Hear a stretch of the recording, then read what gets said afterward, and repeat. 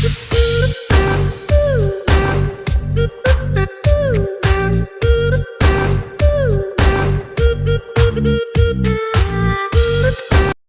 everyone and welcome to the lecture. In this lecture, I will discuss about corrosion.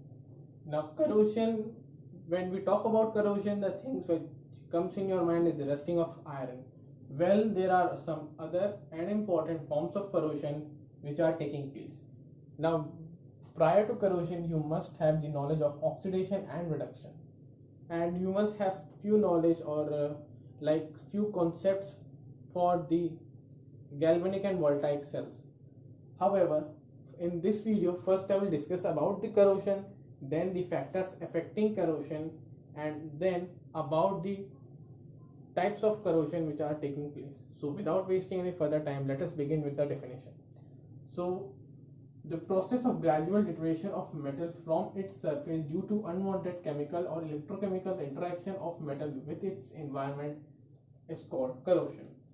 Now examples are pretty simple, like rusting of iron, and the concept which I was talking about, which is very necessary for understanding the phenomenon of corrosion, is oxidation and reduction.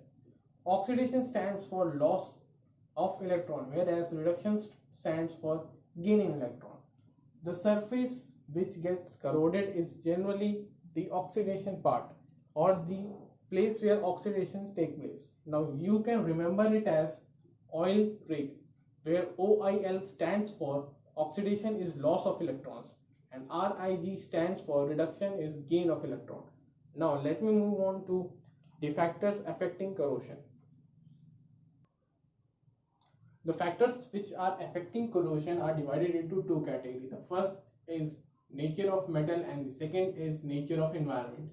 Under nature of metal, purity of metal, nature of oxide film, state of metal, position in reactivity series matters a lot, whereas in nature of environment, temperature, humidity, effect of pH, nature of electrolyte, presence of impurities in the environment matters a lot.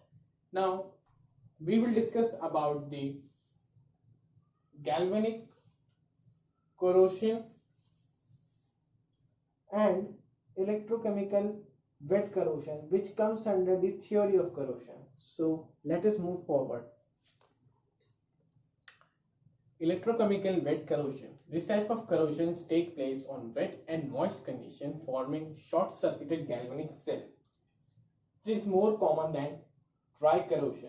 Now this electrochemical corrosion contains separate cathodic and anodic parts area where corrosions take place.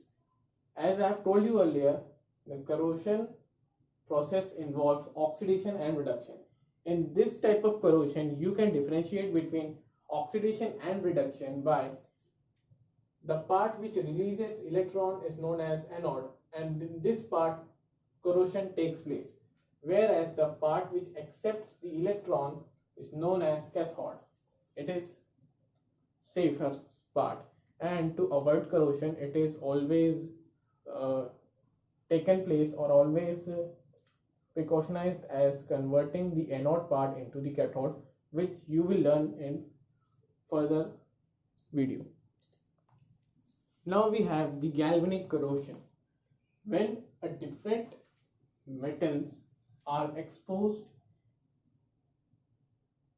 to corrosive atmosphere, the metal which is at higher position in electronegative series from the anode, and the corrosion takes place.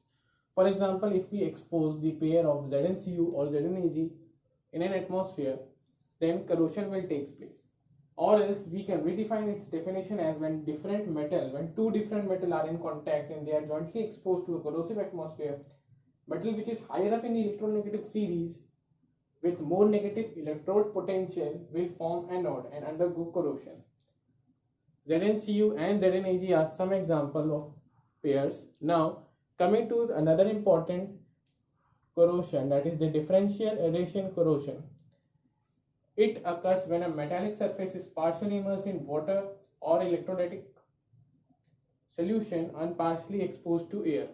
Now this is a zinc rod which is partially immersed in an electrolytic material or substance, water in this case, and we can write its oxidation and reduction reaction as Zn will decompose into Zn plus 2 electrons where the oxidation takes place. This red part is the anode part, and this represent the corrosion which is taking place in this zinc rod. And the reaction of reduction can be written as half of O2 plus H2O plus 2 electrons give us 2OH minus. This is a non-metallic ion and this is a metallic ion. Now coming to the last part of our video, discussion about waterline corrosion. So talking about waterline corrosion, the concentration of O2 above the surface is greater than the undersurface. When water is stagnant in a steel tank, this generates an oxygenated cell. In this cell, the corrosion takes place and the cathodic part remains safe. So basically, this is the line where the water is up to its brim is filled, and this part of the steel tank is filled with air. So in this line only the corrosion takes place. Later, if water is not removed or the proper precautions are not being taken, this corrosion can spread to entire base of the steel tank. So this corrosion basically start from the line where the steel water is in contact with air as well as water. The medium here, the electrolytic medium, is the water, and anodic part releases its electrons and gets corroded. Thank you for watching this video. Please subscribe to my channel and also comment your thoughts below, and you can comment for YouTube algorithm as well. Notes have been provided in the description box. These notes are checked and approved by Yashu Verma ma'am, Assistant Professor BIT Durg. And yes, have a safe day.